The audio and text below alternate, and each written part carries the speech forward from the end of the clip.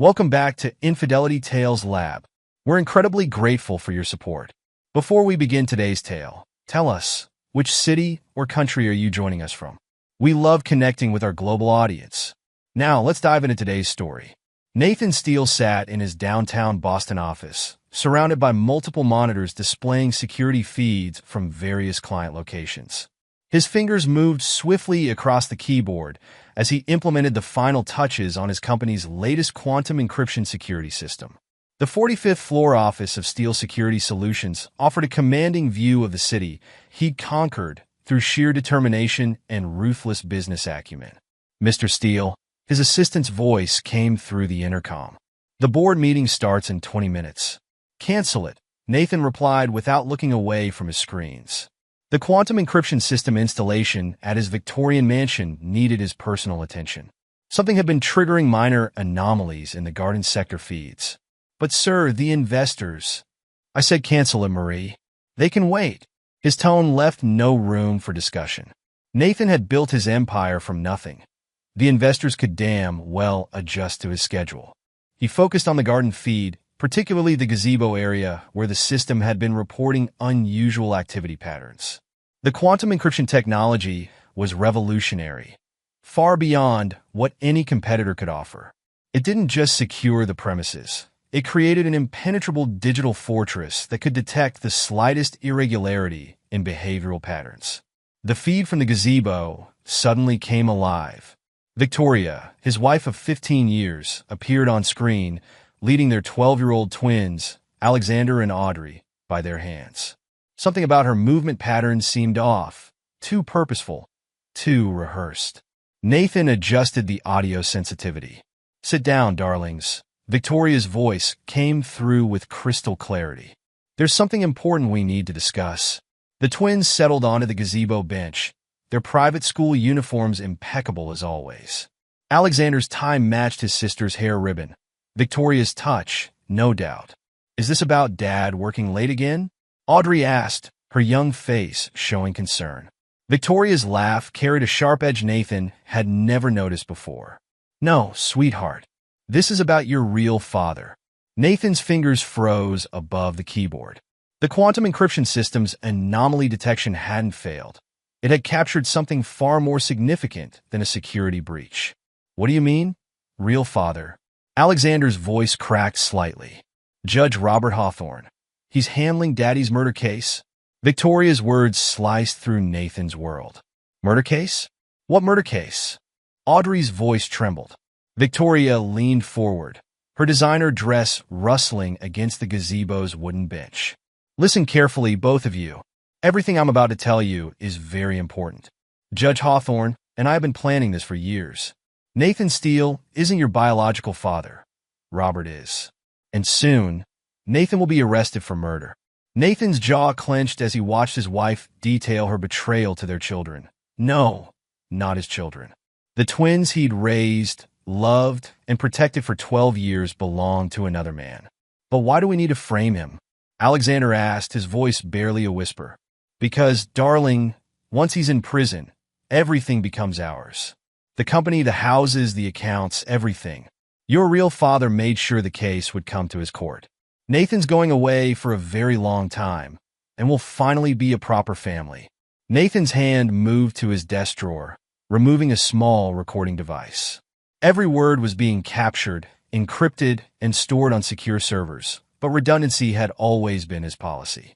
Betrayal required evidence, and evidence demanded backup.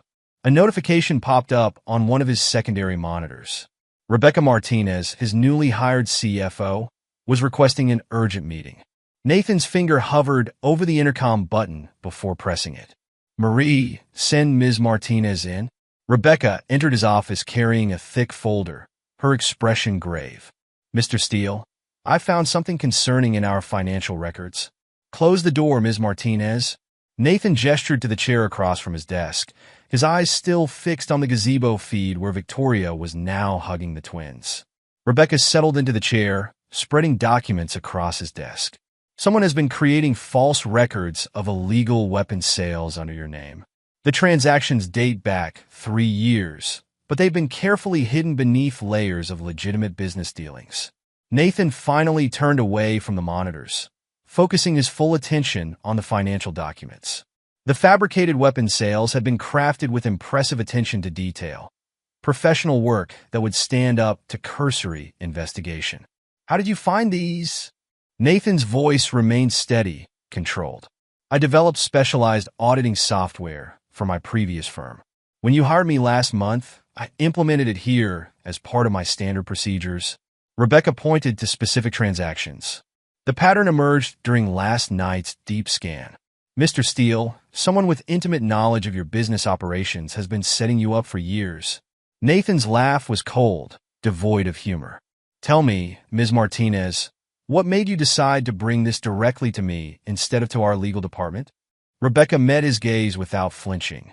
"Because the timestamps on these fraudulent entries coincide with regular meetings between your wife and Michael Preston, your company counsel." "Interesting." Nathan turned back to the gazebo feed, where Victoria was now leading the twins back toward the house. "How much would it take to buy your silence, Ms. Martinez?"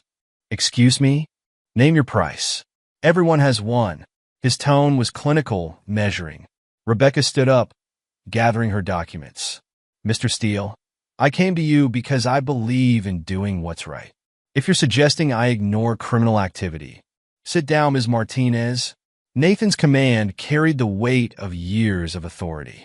"I needed to know if you could be bought. You passed the test. Now, let's discuss how we're going to handle this situation." Rebecca slowly lowered herself back into the chair. "You knew about this already?" "As of 10 minutes ago, I discovered my wife conspiring with Judge Robert Hawthorne to frame me for murder while informing my children that he's their biological father." Nathan's fingers flew across his keyboard, bringing up multiple screens of financial data. "Your discovery of the weapons sales fraud completes the picture. They're building a case against me. Murder, illegal weapons trading, probably more we haven't uncovered yet. We should contact the authorities immediately," Rebecca suggested. Nathan's smile carried no warmth. "No, Ms. Martinez. We're going to do something far more interesting. We're going to let them think they're winning while we dismantle their entire operation piece by piece." He turned one of the monitors toward her, displaying a complex web of financial transactions. "I want you to follow every transaction, every shell company, every offshore account. Find me everything. Use whatever resources you need. But understand this. If you breathe a word of this to anyone without my explicit permission, you'll wish you had taken the bribe." Rebecca studied the financial web on the screen. "This goes beyond weapons sales. These patterns suggest money laundering, possibly connected to court cases. If Judge Hawthorne is involved, it's a corruption ring." Nathan finished her thought. "And my wife is part of it. The question is, how deep does it go?" "Give me 48 hours, Rebecca said, her eyes scanning the transaction patterns. "I'll need access to all company records, including the encrypted archives." Nathan pressed his intercom. "Marie, clear my schedule for the next 3 days. And get me everything we have on Judge Robert Hawthorne's cases for the past 15 years. He turned back to Rebecca. "You have your 48 hours. I want a preliminary report every 6 hours. Use conference room C. I'll have it secured for your exclusive use. If anyone asks, you're conducting a standard audit review." As Rebecca left his office, Nathan turned back to the security feeds. Victoria was now in her home office, speaking on her phone in what she thought was a secure line. Thanks to his quantum encryption system, every word was being recorded and analyzed. "It's done, Robert." Victoria's voice came through clearly. "The kids took it better than expected. Nathan doesn't suspect a thing. Once the contractor's death is linked to him, everything else will fall into place." Nathan's expression hardened as he listened to his wife orchestrate his destruction. The betrayal ran deeper than he had imagined, but that would make his revenge all the sweeter. They thought him a simple security expert, a successful businessman they could frame and destroy. They were about to learn how badly they had underestimated Nathan Steele. He opened his private safe, removing a black thumb drive. On it were contingency plans he'd developed for various worst-case scenarios, including personal betrayal. Nathan had always believed in being prepared. Now it was time to implement Protocol Zero, the complete destruction of anyone who dared to cross him. "Marie," he spoke into the intercom one final time that evening. Contact James Rodriguez. Tell him I need to see him tonight. And Marie? This meeting never happened. As darkness fell over Boston, Nathan Steele began planning the systematic dismantling of his enemies' lives. They wanted to play games with murder and betrayal. He would show them what happened to people who betrayed Nathan Steele. By the time he was done, they would wish they had never heard his name. The private conference room in Steele Security Solutions hummed with the sound of multiple computers processing data. Rebecca Martinez hadn't left the room in 36 hours, surrounded by financial records, court documents, and complex data analysis programs running on several monitors. Nathan entered, carrying fresh coffee. Show me what you found. Rebecca gestured to the main screen where a complex network of connections was displayed. Judge Hawthorne isn't just your wife's lover. He's the centerpiece of a sophisticated criminal enterprise. Over the past 13 years, he's been systematically fixing cases for a network of corrupt business owners. She pulled up specific case files. The pattern is clever. Each case appears legitimate on the surface. But when you analyze the beneficiaries through shell companies and offshore accounts, the same names keep appearing. Victoria's brother, Thomas Reynolds, Nathan noted, studying the pattern. Exactly. Reynolds' hedge fund appears in over 60% of the cases, usually 3 or 4 layers deep in the ownership structure. Rebecca brought up another screen. But here's where it gets interesting. Your family trust? It's been completely restructured through a series of seemingly unrelated transactions. Nathan leaned closer, his eyes narrowing. When? The process began 13 years ago, right around the time the twins were conceived. Rebecca pulled up a timeline. Small changes at first, nothing that would raise red flags.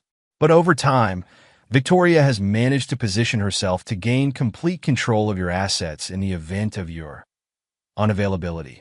The Cayman Islands accounts? Rebecca nodded. Managed by Michael Preston. Your supposedly loyal friend has been orchestrating the legal framework for years. Every document is perfect, every transaction technically legal. They created a paper trail that makes it appear you've been using the company to launder money from illegal weapons sales. Nathan's phone buzzed, a message from James Rodriguez, his head of security. He read it quickly, his expression darkening. The contractor's death wasn't random.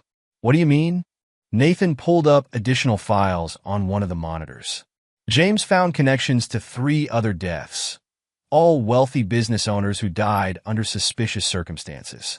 In each case, their assets were transferred through a complex series of transactions before their deaths. Let me guess. The cases went to Judge Hawthorne's court, with Preston handling the estate proceedings. Nathan's voice carried a dangerous edge. Pull up everything you can find on those cases. I want to know every detail, every transaction, every person involved. Rebecca typed rapidly, bringing up court records. The first death was ruled an accident, car crash. The second, apparent self-destruction. The third, home invasion gone wrong. But look at the insurance payouts. The numbers told a compelling story.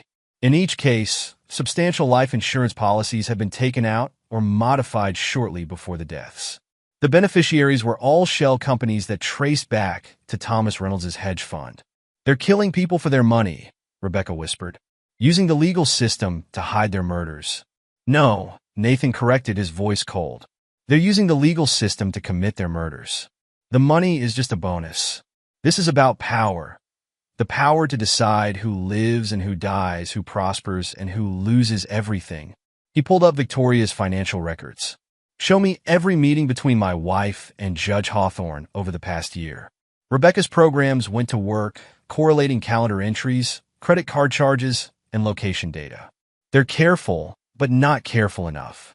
Regular meetings at the Westbrook Hotel, always booked under different names. But the payment patterns are consistent. In Preston, he attends every 3rd meeting. Rebecca displayed a chart, usually following major court decisions or significant asset transfers. Mr. Steele, they're planning something big. The frequency of their meetings has increased over the past month. Nathan checked his watch. They think they have time. They don't realize we're already dismantling their operation. He turned to leave. Keep digging. Focus on Preston's law firm records. James will get you whatever access you need. Where are you going? To contact someone who specializes in bringing down corrupt judges. Nathan paused at the door. Ms. Martinez, remember, if anyone discovers what you're doing— I know, she interrupted. I'll end up like the contractor.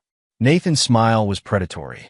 No, you'll wish you had ended up like the contractor.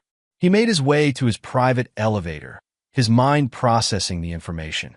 The conspiracy was larger than he'd initially suspected, but that only made his eventual victory sweeter. They thought they were the predators, but they were about to learn they were dealing with something far more dangerous. In his car, Nathan made a call to a secure line. Agent Morrison? Nathan Steele. We need to talk about Judge Robert Hawthorne. Yes, I have evidence. More than enough to bring down his entire operation. But I want to do this my way. He ended the call and drove toward the federal building, his plans already forming. They wanted to destroy Nathan Steele? He would teach them the true meaning of destruction. By the time he was finished, they would understand that some men couldn't be betrayed without consequences, and Nathan Steele was one of those men. The coming days would test his ruthlessness, his intelligence, and his willingness to destroy those who had betrayed him. Nathan welcomed the challenge. After all, he hadn't built his empire by being forgiving or weak. Those who had conspired against him were about to learn exactly who they were dealing with, and the lesson would be one they would never forget, assuming they survived it. FBI Special Agent Diana Morrison studied the evidence spread across her secure office, her expression grave. This goes beyond simple judicial corruption, Mr. Steele. What you've uncovered is a sophisticated criminal enterprise. I'm aware, Nathan replied, his voice steady. That's why I came to you. Your reputation for bringing down corrupt judges precedes you. Morrison gestured to her colleague, who had been silently observing from the corner. This is Agent Carlos Ramirez. He's been tracking Thomas Reynolds' hedge fund activities for the past 18 months. Ramirez stepped forward, opening a thick file. Mr. Reynolds' fund has been on our radar for suspected money laundering, but we could never prove the connection to Judge Hawthorne's court. Your evidence changes everything. I want them destroyed, Nathan stated flatly. Not just arrested, destroyed. They plan to take everything from me, including my freedom. I want them to lose everything in return.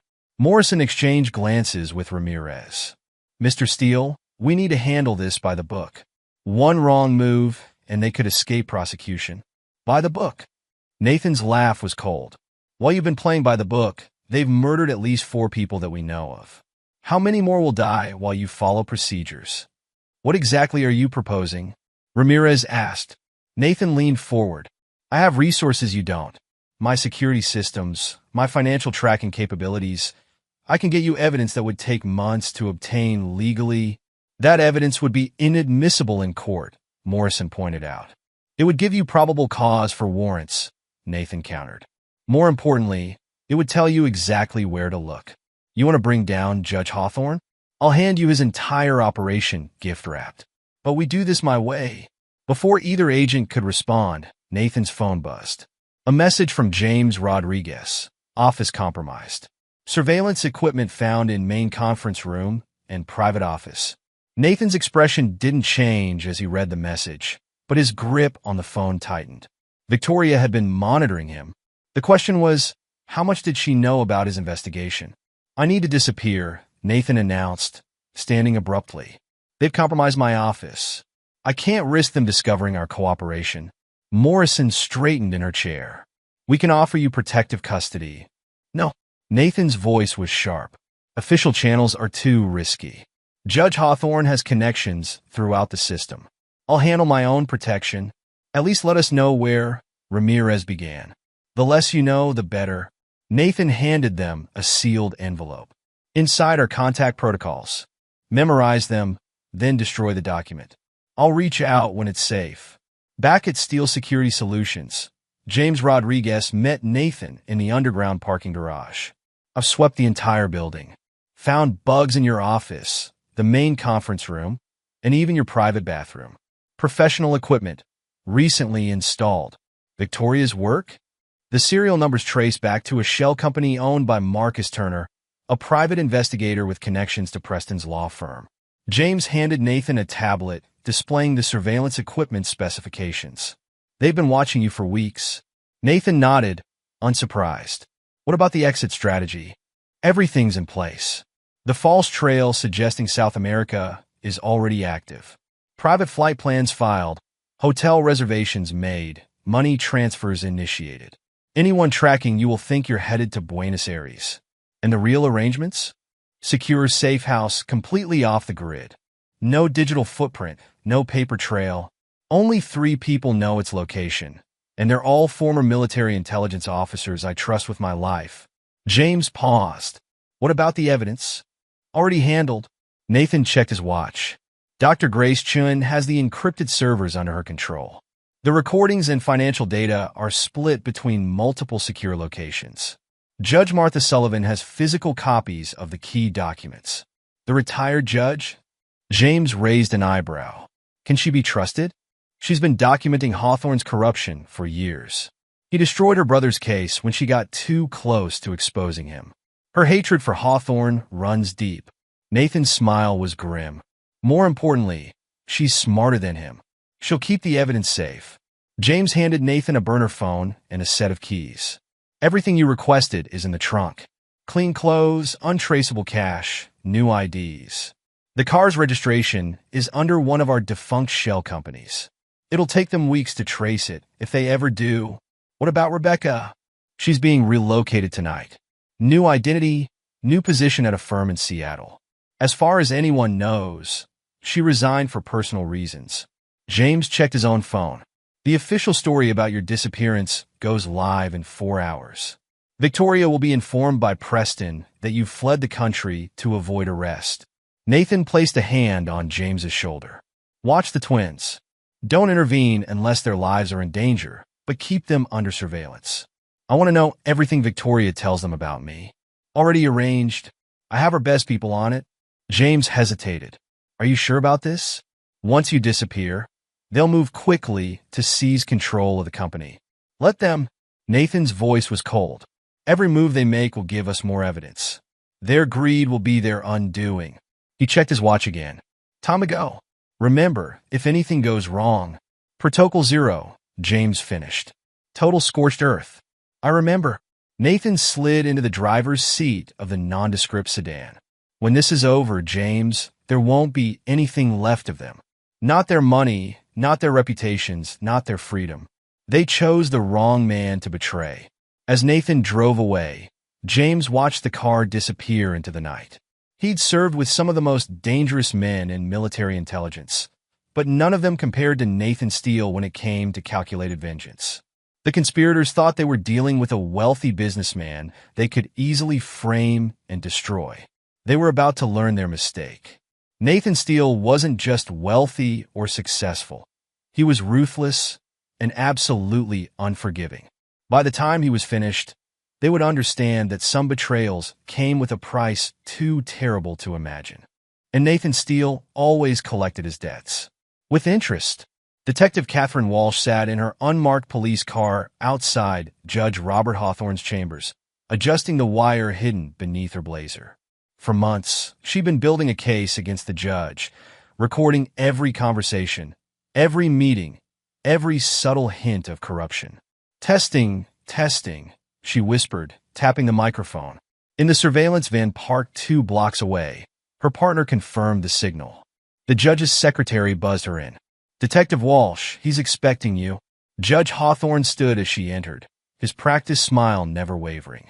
Catherine, thank you for coming. I trust you have updates on the Steele investigation. Several developments, Your Honor. Walsh placed her briefcase on his desk, careful to position herself for optimal recording. We've traced suspicious financial transactions through his company's accounts. Excellent. Hawthorne settled back into his chair. Victoria will be pleased. She's been worried about Nathan becoming suspicious. Walsh pulled out several documents. There's something else you should know. While investigating Steele's accounts, we uncovered some interesting real estate transactions. Hawthorne's smile flickered. Oh, several elderly homeowners lost their properties in foreclosure cases that passed through your court. The properties were then acquired by shell companies at significantly below market value. All perfectly legal, I assure you. Hawthorne's tone remained smooth, but his fingers drummed against his desk. The foreclosures met all statutory requirements. Walsh leaned forward. including the Henderson case? Margaret Henderson, 82 years old, lost her family home of 50 years. The property was acquired by Reynolds Investment Group 2 days later. Thomas Reynolds is a legitimate businessman who happens to be your mistress's brother. Walsh laid out more documents. The same pattern appears in dozens of cases. Elderly victims, rush foreclosures, properties snapped up by Reynolds' companies. Hawthorne's expression hardened. Detective, you seem to be implying something inappropriate about my judicial conduct. Not implying, Your Honor. Stating. Walsh met his gaze. We have evidence of systematic fraud targeting vulnerable elderly homeowners. The question is, how deep does it go? The judge stood abruptly. I think this meeting is over. Remember who signs your department's warrants, detective? Threatening a police officer? Robert? Walsh's smile was sharp. That's not very judicial. Before Hawthorne could respond, his phone buzzed. He glanced at the screen, his face paling slightly. Ow! Now! In the hallway, Walsh pressed a button on her phone, signaling her partner to save and encrypt the recording. The judge's reaction to the real estate fraud questions had been more revealing than she'd anticipated. Meanwhile, across town, Thomas Reynolds' hedge fund empire was beginning to crumble. Olivia Parker, his assistant of 5 years, sat at her desk reviewing documents that would destroy her boss and protect her own life. The SEC whistleblower submission form glowed on her screen. Attached were hundreds of files detailing years of fraud, fabricated investment returns, misappropriated client funds, money laundering operations disguised as legitimate trades. A message appeared on her secure email. Ms. Parker, your connection to James Morrison's death has been documented. Submit the evidence as discussed. Protection arrangements are in place. A friend. Olivia's hands trembled as she clicked send. James Morrison had been more than just another wealthy client. He'd been her friend, and his accident had been anything but. The evidence she'd gathered proved Reynolds had orchestrated Morrison's death after discovering the fund's fraudulent activities. The anonymous message had arrived 3 days ago, along with proof that she was being watched and protected. Somehow, Nathan Steele had discovered her connection to Morrison and was offering her a way out.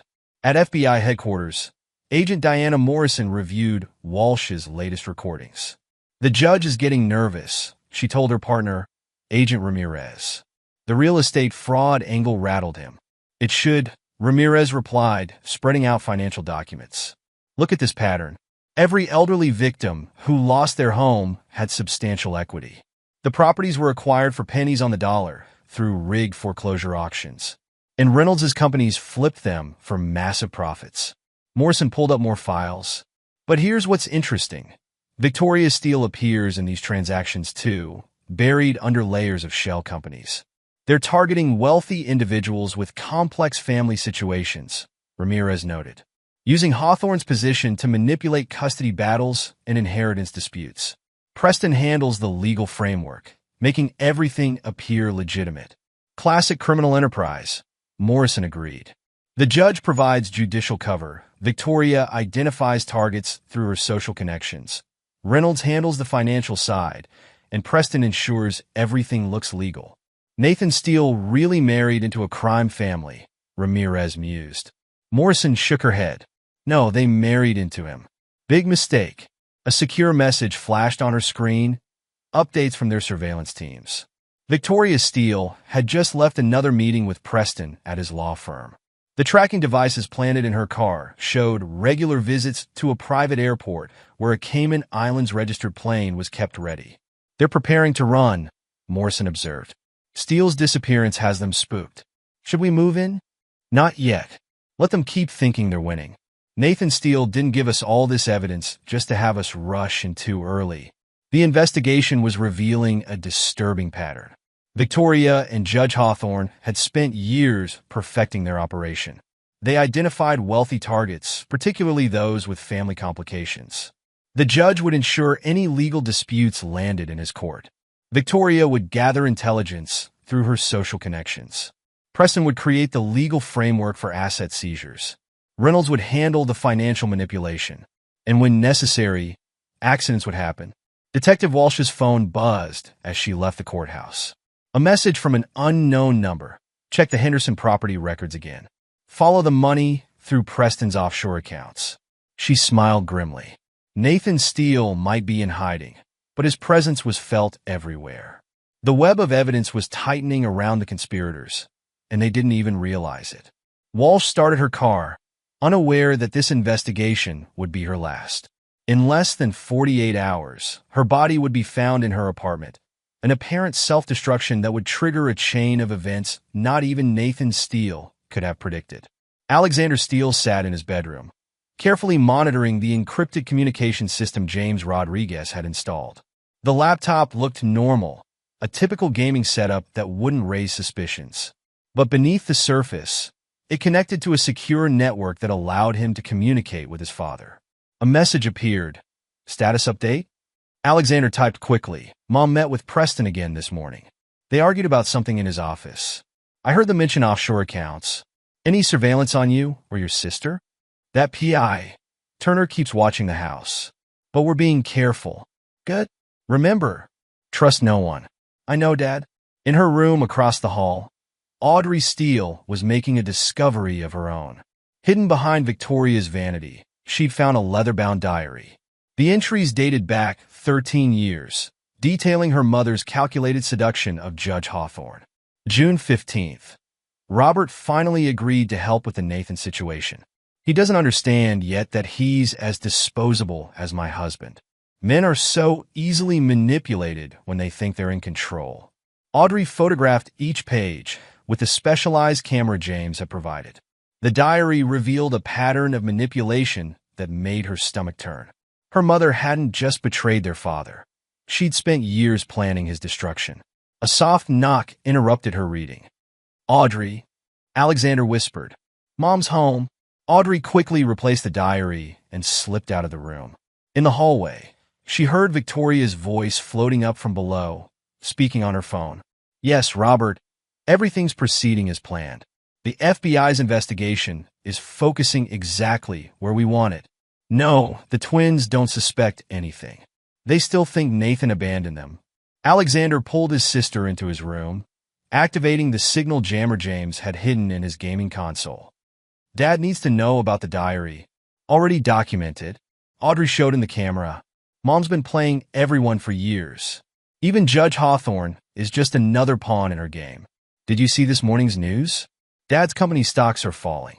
They're trying to force a board takeover. Audrey nodded grimly. Preston's doing. He's been positioning himself to take control once Dad's arrested. The twins had spent weeks gathering intelligence, using skills learned from years of watching their father work. Alexander had managed to clone Victoria's phone during dinner one evening, providing access to her encrypted communications with the conspiracy members. We need to check Mom's study, Alexander decided. Preston left documents there this morning. Too risky. Turner's probably watching. Not now. He always takes a lunch break at 1. We'll have 20 minutes.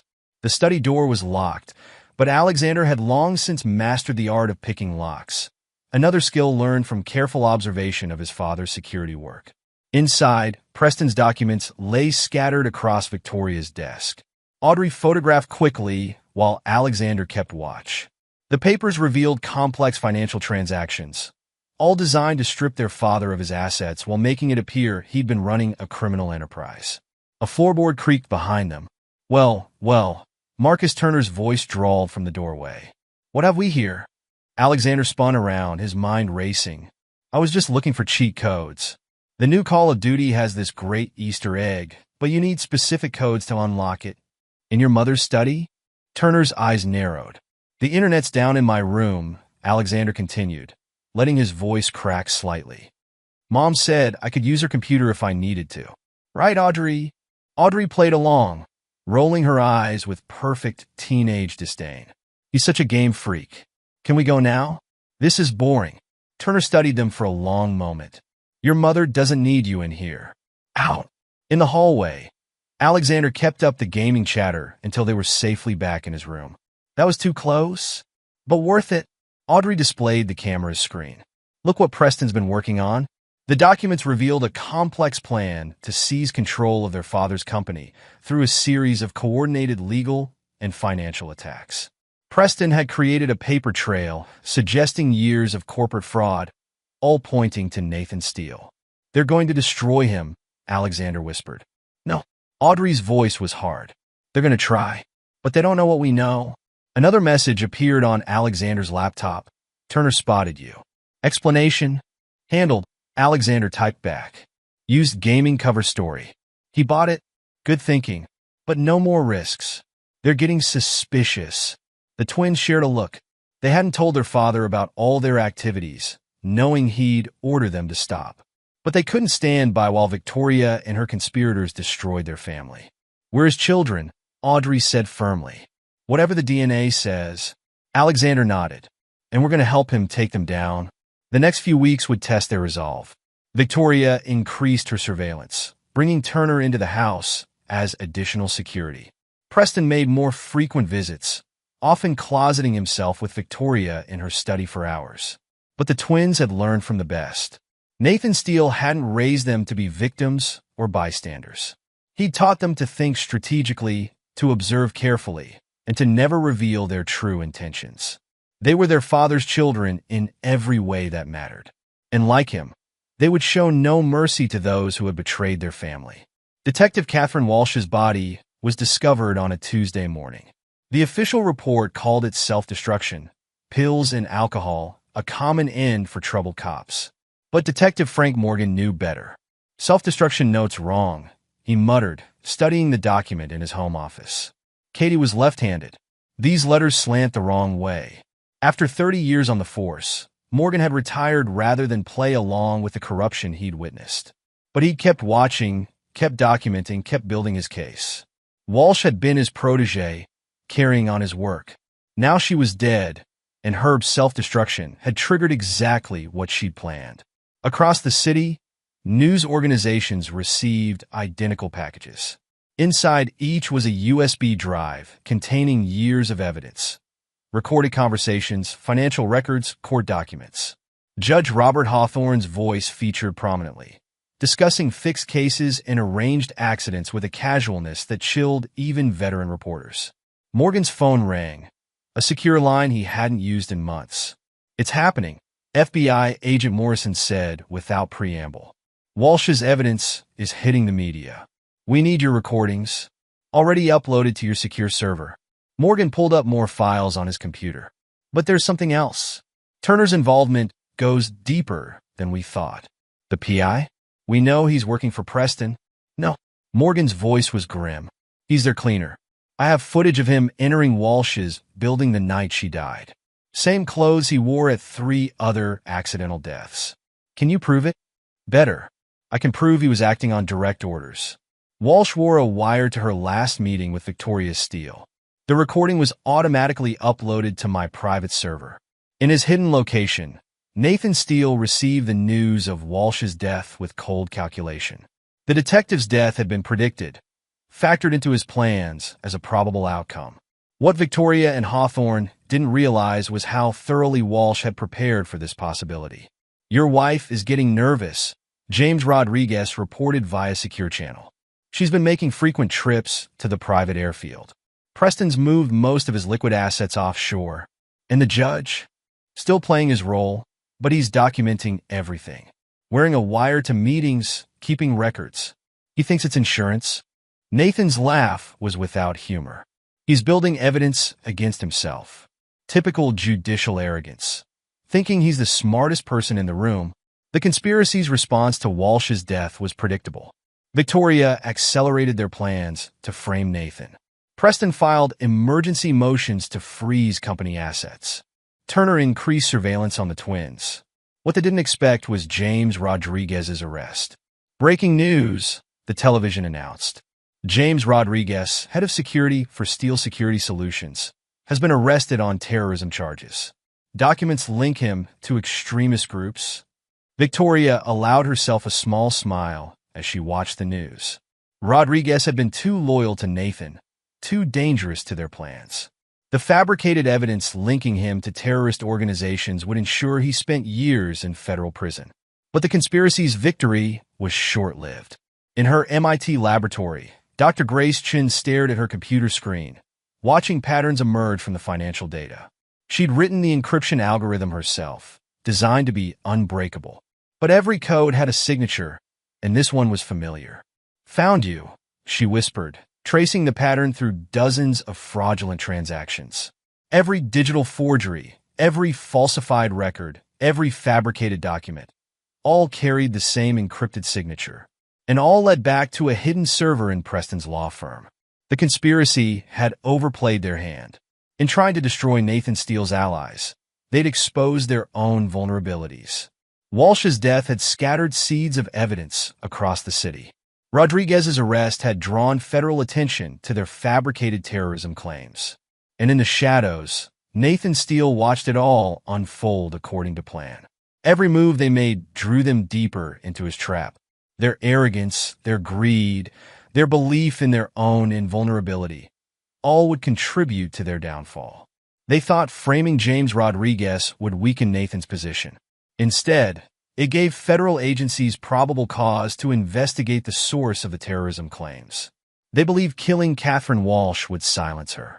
Instead, her death released evidence she'd spent months preparing. The game was entering its final phase. Victoria and her conspirators had played their cards, thinking they held the winning hand. They didn't realize they were playing by Nathan's rules, following a script he'd written the moment he discovered their betrayal. Soon, they would understand exactly who they were dealing with. Nathan Steele hadn't built his empire by being forgiving. He hadn't succeeded by showing mercy to his enemies. And he certainly hadn't survived by leaving betrayal unpunished. Dr. Chen's discovery of the encrypted signature threatened to unravel everything Preston had built. The fabricated evidence against Rodriguez, Walsh's calculated death, the financial trails, all of it connected back to Preston's hidden server. The conspiracy had thought themselves clever, turning Rodriguez's arrest into a victory. Instead, they'd exposed their own methods, their own signatures, their own vulnerabilities. In his hidden location, Nathan Steele reviewed Chen's findings. The pieces were falling into place, though not in the way Victoria and her conspirators expected. They still believed they were the hunters. They hadn't yet realized they were the prey. Claire Bennett's law office buzzed with activity as her team processed the mountain of evidence Nathan Steele had accumulated. The defense attorney's reputation for bringing down corrupt judges had made her the perfect choice for this endgame. Another case file from 2009, an assistant announced, adding to the growing pile. Judge Hawthorne ruled against Ms. Bennett's brother despite overwhelming evidence of innocence. Claire examined the document, her expression hardening. He didn't just rule against Daniel. He deliberately misconstrued evidence to ensure a guilty verdict. Nathan Steele stood by the window, watching the teamwork. After months in hiding, he'd emerged with a devastating arsenal of evidence that would destroy everyone who had betrayed him. "Tell me about the brothers' case," he prompted. Claire's fingers tightened on the file. Daniel was prosecuted for fraud. The evidence clearly showed he was innocent. In fact, he had documentation proving he'd tried to expose corruption at his investment firm. Hawthorne excluded the evidence, claiming procedural violations that didn't exist. "A warning shot," Nathan observed. "You were getting too close to his operation. I spent years trying to prove judicial misconduct." Claire spread out more files. "Every time I got close, cases would be reassigned, evidence would disappear, witnesses would recant. Now I understand why." Frank Morgan arrived, carrying recordings from his years of surveillance. The retired detective had partnered with Catherine Walsh, documenting Judge Hawthorne's activities long before Nathan's case began. Walsh knew they'd come for her eventually, Morgan explained, connecting a hard drive to Claire's secure system. She recorded everything. Conversations between Turner and Preston planning her death. Meetings where they discussed eliminating potential witnesses. Nathan reviewed the recordings. Victoria appears in these meetings, orchestrating everything. Morgan played a specific clip. Victoria's voice came through clearly, discussing Walsh's elimination with clinical detachment. "Your wife may present herself as a socialite, but she's the most ruthless of them all." Olivia Parker arrived next, escorted by FBI agents. Thomas Reynolds' former assistant had turned whistleblower, providing the SEC with evidence of massive fraud. Her testimony would prove crucial in connecting the financial crimes to the murders. Mr. Reynolds used the hedge fund to launder money from Judge Hawthorne's corrupt rulings, Olivia explained, presenting detailed financial records. Every time the judge ruled in favor of their chosen targets, the assets would be funneled through Reynolds' investment group, then distributed among shell companies controlled by the conspiracy members. Rebecca Martinez added her forensic accounting expertise, demonstrating how the financial fraud had been orchestrated. They created a perfect closed loop. Judge Hawthorne would ensure favorable rulings. Victoria would identify wealthy targets through her social connections. Preston would handle the legal framework, and Reynolds would manage the money laundering. Dr. Grace Chun presented her analysis of the digital evidence. Her encryption expertise had uncovered the technological fingerprints linking all the fraudulent transactions. Every digital forgery carries the same encrypted signature, she explained, displaying complex coding patterns. Preston thought he was being clever, hiding their tracks behind multiple layers of encryption. But he didn't realize the encryption itself would become evidence. Judge Martha Sullivan provided crucial context about Hawthorne's pattern of judicial misconduct. She'd been documenting suspicious rulings for years, building a statistical analysis that demonstrated systematic bias in his decisions. Look at the pattern, she pointed out. Every case involving substantial assets or complex family disputes was steered to his court. Once there, his rulings consistently favored parties represented by a small circle of attorneys, all connected to Preston's firm. Nathan absorbed each piece of evidence, watching his revenge take shape through proper legal channels. He'd spent months building this case, ensuring every detail would withstand scrutiny. What about the terrorism charges against Rodriguez? Claire asked. Fabricated. Dr. Chin pulled up more files. The digital trail leads directly to Preston's private server. They created the evidence using the same encryption algorithm they used for their financial fraud. Frank Morgan added additional recordings. Walsh documented Preston's meetings with the FBI agents who arrested Rodriguez. They're both on Reynolds' payroll. And those agents? Nathan inquired. Already under internal investigation, Claire confirmed. The FBI's anti-corruption unit has been building a case for months. Rodriguez will be released within days. The evidence was overwhelming, attacking the conspiracy from every angle. Financial records proved money laundering. Digital forensics exposed forgery. Witness testimony revealed murders. Court documents demonstrated systematic corruption. They'll try to claim I orchestrated this as revenge, Nathan noted. Claire's smile was predatory. Let them. Every piece of evidence comes from independent sources. Walsh's investigation predates your case. Morgan's recordings span years. Sullivan's statistical analysis covers a decade of judicial misconduct. They can claim conspiracy all they want. The evidence speaks for itself. The team worked through the night, organizing the case for maximum impact. Nathan watched them build the legal framework that would destroy his enemies, appreciating the irony. Victoria and her conspirators had tried to use the legal system to destroy him. Now that same system would ensure their downfall. File everything tomorrow, he instructed Claire. I want them caught completely off guard. They'll be arrested within hours of the filing, she confirmed. The warrants are ready. The FBI teams are in position. Once we move, they won't have time to hide or destroy evidence. Nathan nodded, satisfied. Months of careful planning were about to pay off. His enemies thought they were clever, but they'd never understood what they were dealing with. Nathan Steele didn't just seek revenge. He sought absolute destruction of those who had betrayed him. And tomorrow, that destruction would begin.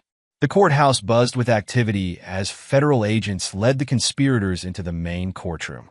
Victoria Steele's usual poise cracked slightly as she noticed Nathan sitting in the front row, his expression impassive as he watched his wife being led and wearing handcuffs.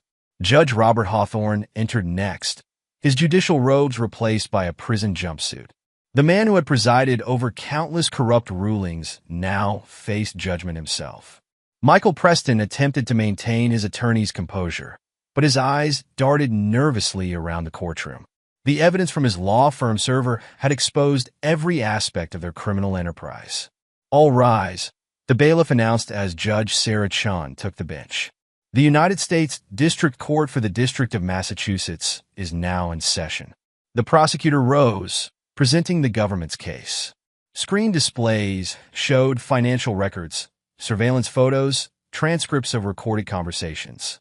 The evidence will show, she announced, a criminal enterprise that corrupted our judicial system, murdered innocent citizens, and stole millions through fraudulent court rulings. Victoria's testimony came first. Under cross-examination, her carefully constructed image crumbled. The prosecution played recordings Alexander and Audrey had gathered. Conversations where she detailed manipulating the family trust, planning Walsh's murder, orchestrating Nathan's frame-up. "Did you order Marcus Turner to eliminate Detective Walsh?" the prosecutor asked. "I invoke my Fifth Amendment right," Victoria replied, but her composed expression slipped when more recordings played. Her own voice discussing Walsh's elimination with clinical precision. Judge Hawthorne fared no better. His own recordings, intended as insurance, instead documented years of judicial corruption. Transcripts showed him discussing fixed cases, arranged accidents, manipulated rulings. "Your Honor," the prosecutor addressed him, deliberately using his former title. "Did you knowingly accept bribes to fix cases in your courts?" Hawthorne glanced at his attorney, who nodded slightly. "I wish to cooperate with the investigation," he announced, clearly hoping to mitigate his sentence. Preston attempted to flee during a court recess. Federal agents intercepted him at a private airfield, catching him boarding a plane to a non-extradition country. His capture only added evidence of consciousness of guilt. Marcus Turner, facing multiple murder charges, broke under interrogation. His testimony detailed every murder, every covered-up crime, every act of violence committed on behalf of the conspiracy. "Mrs. Steele ordered the hits," he testified. "She would provide the targets, and Preston would handle the payoffs through offshore accounts." The evidence Nathan had gathered proved devastating. Financial records showed money laundering through Reynolds's hedge fund. Digital forensics exposed years of forged documents. Witness testimony revealed murders disguised as accidents. Victoria attempted one final gambit. "Your Honor," she addressed Judge Chun, "my husband orchestrated this entire case as revenge. He's manipulated evidence, coerced witnesses." "Mrs. Steele," the judge interrupted, "the evidence against you comes from multiple independent sources, most predating your conspiracy against your husband. Detective Walsh's investigation began 3 years ago. Judge Sullivan's documentation spans a decade. The FBI's Financial Crimes Unit has verified every transaction. Your attempts to deflect responsibility only demonstrate consciousness of guilt." The trial lasted weeks, each day bringing new revelations. Victoria's carefully constructed image of a socialite wife crumbled as evidence exposed her as the operation's mastermind. Judge Hawthorne's reputation for judicial integrity dissolved under mountains of proof of corruption. Preston's legal expertise proved useless against the overwhelming evidence from his own servers.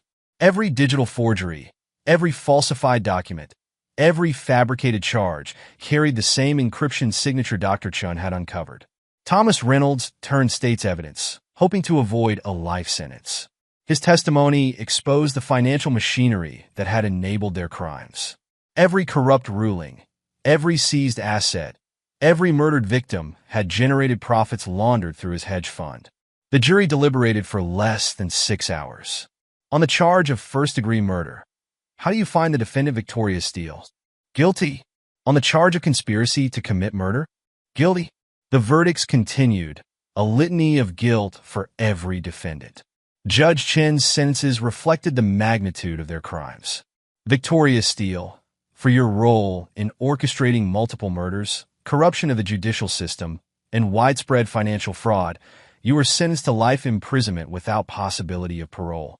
Judge Hawthorne received 40 years. Preston's attempted flight earned him a 30-year sentence. Turner's cooperation slightly reduced his term, but his role in multiple murders ensured he would never see freedom again. Nathan watched the sentencing without expression, his revenge complete. They had tried to destroy him through the legal system. Instead, that same system had ensured their destruction. The headline in the Boston Globe read, "Judicial Corruption Ring Dismantled. Prominent Judge socialite wife, attorney sentenced in massive criminal enterprise. Nathan Steele sat in his office, reviewing the final damage assessments. His civil suit had recovered $7 million in stolen assets, less than initially estimated, but the money had never been his primary goal. The foundation paperwork is ready, Diana Morrison announced, entering with a thick folder. After the trial, she'd agreed to help establish an organization dedicated to exposing judicial corruption. Good. Nathan signed the documents. Use the recovered funds to start investigating similar cases nationwide.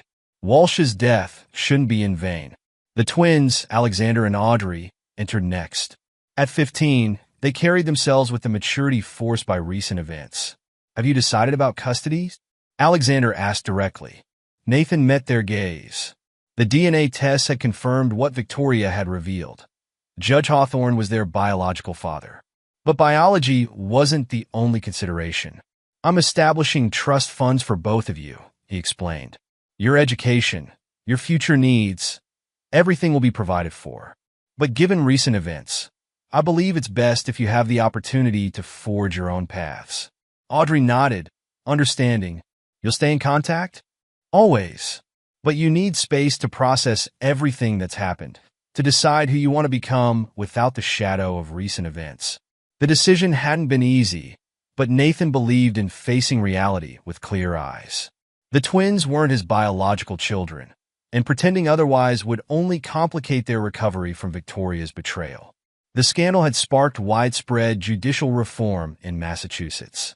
New oversight committees were established, case assignment procedures were reformed, financial disclosures were enhanced. Steele Security Solutions adapted, expanding into a new division specializing in exposing corruption in the legal system. Nathan's expertise in surveillance and financial tracking proved invaluable in uncovering similar schemes nationwide. Years passed. Alexander graduated law school, becoming an advocate for judicial reform. Audrey followed in Nathan's footsteps, using her security expertise to protect others from similar conspiracies. The price of betrayal, as the case became known, served as a warning throughout the legal community. Nathan Steele had demonstrated that corruption, no matter how well hidden, could be exposed and punished. He never remarried, focusing instead on his mission to protect others from similar betrayals. The foundation he'd established with Diana Morrison exposed dozens of corrupt judges, leading to numerous investigations and convictions. Victoria and her conspirators learned the hard way that Nathan Steele's revenge, when it came, was both legal and devastating. Their betrayal had transformed him from a successful businessman into a crusader against corruption. But more importantly, it had proven that true justice, while sometimes delayed, was inevitable when pursued with unwavering determination and ruthless precision. The final ledger was simple. They had tried to destroy Nathan Steele through corruption of the legal system. Instead, he had used that same system to destroy them completely legally and irrevocably. Justice, in the end, had prevailed, and Nathan Steele had proven that betrayal always carried a price he would ensure was paid in full, with interest. Epilogue. 10 years later. Victoria Steele stared at the concrete walls of her maximum security cell in FCI Waseca. 10 years of incarceration had stripped away her carefully maintained appearance. Her designer clothes were replaced by prison orange, her manicured hands roughened by mandatory labor. At 52, she faced another lifetime behind these walls. The guard passed her monthly report from the outside. Her assets, all of them, remained frozen. Nathan's legal team had ensured every penny she'd stolen was traced and seized. Even the offshore accounts she'd thought untouchable had been emptied. Visitor for you, Steele, the guard announced. Alexander stood on the other side of the glass, now 25 and wearing a prosecutor's badge. He didn't reach for the phone immediately, letting her wait. Hello, Mother. He finally spoke into the receiver. I'm here about the Henderson Estate appeal. Victoria's hands trembled. You're working on that case? I'm leading the prosecution task force re-examining all of Hawthorne's cases. We're making sure every victim gets justice. Alexander's voice carried the same cold precision she remembered from Nathan, including the families of those you murdered. I never killed. Save it. Turner's latest confession gave us 3 more bodies. Alexander placed a document against the glass. Sign this. It releases the last of your hidden assets to the Victim Compensation Fund. And if I refuse, then I'll personally ensure you spend the remainder of your sentence in solitary. His smile was pure Nathan Steele. Your choice. 2 floors below, in the minimum security wing, Judge Robert Hawthorne shuffled through the prison library where he'd been assigned to work. His 40-year sentence had been extended after new evidence emerged, ensuring he would die behind bars. His former court clerk visited occasionally, keeping him updated on the changes his case had sparked. The Massachusetts judiciary had been completely overhauled. Every case he'd ever ruled on was being reviewed. Families he'd destroyed were finding justice. Preston hadn't fared any better. His attempted escape had earned him additional time, and his fellow inmates, many of them lawyers he'd betrayed over the years, made sure his days were particularly unpleasant. Last month, he'd been found unconscious in the prison bathroom, though no one had seen anything. Thomas Reynolds served his reduced sentence in a federal facility in Colorado. His cooperation had spared him a life term, but the SEC had ensured he would never work in finance again. Every penny of his hedge fund had been confiscated, leaving him destitute upon his eventual release. Marcus Turner's testimony had earned him witness protection, but his freedom was limited. Weekly check-ins, monitored communications, restricted movement. He lived in constant fear that one of his former associates would find him. Meanwhile, Nathan Steele's empire had grown. Steele Security Solutions had expanded internationally, specializing in exposing corruption in legal and financial systems. The company's quantum encryption technology had become the global standard for secure communications. The Steele Foundation, established with the recovered assets, had exposed corrupt judges in 27 states. Diana Morrison headed its investigative division, working closely with federal agencies to prosecute judicial misconduct. Dr. Grace Chin's encryption analysis tools, developed during the investigation, had revolutionized digital forensics. She now led Steele Security's cybersecurity division, training a new generation to fight digital corruption. James Rodriguez, fully exonerated, had built the company's new judicial investigation unit. His team specialized in protecting whistleblowers and gathering evidence against corrupt officials. Their conviction rate was perfect. Rebecca Martinez's financial forensics methodology had become required study in accounting programs nationwide. She'd written a textbook on detecting judicial corruption through financial analysis, dedicated to Catherine Walsh's memory. Judge Martha Sullivan, though retired, served as a special advisor to the Judicial Reform Committee. Her statistical models for detecting patterns of corrupt rulings had been adopted by court systems across the country. Frank Morgan had found purpose in training new investigators at the Steele Foundation. His experience with the Walsh investigation helped create protocols for protecting whistleblowers within law enforcement. Audrey Steele, now 25, had indeed followed in her adoptive father's footsteps. She ran Steele Security's European division, expanding their anti-corruption work internationally. Her team had recently exposed a network of corrupt judges in Eastern Europe. Alexander's work as a prosecutor focused exclusively on judicial corruption cases. He'd earned a reputation as ruthless as Nathan's, pursuing corrupt judges. Defense attorneys feared seeing him enter a courtroom. The twins maintained contact with Nathan, but their relationship was professional rather than personal. He'd educated them, funded their careers, and taught them to be as unforgiving of betrayal as he was. They'd learned their lessons well. Nathan himself had never remarried. His focus remained on his mission, expanding his work globally. Those who knew him said he'd found satisfaction in systematically destroying corrupt power structures, though he never spoke of it directly. Victoria's betrayal had transformed him from a successful businessman into something more dangerous, a man dedicated to dismantling corruption with the same ruthless efficiency he'd once applied to building his business. Claire Bennett's law firm had partnered permanently with Steele Security, creating a unique hybrid of legal expertise and investigative capability. Their joint operations had brought down corrupt judges across 3 continents. The Price of Betrayal case, as it became known in legal circles, was now taught in law schools as a warning. The court transcripts, evidence files, and case history filled 3 textbooks. Students studied how a single act of betrayal had exposed decades of corruption. In the end, Victoria's conspiracy had accomplished something she'd never intended.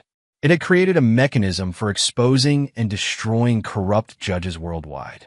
Her attempt to destroy Nathan Steele had instead given him a new purpose, one that would outlive all of them.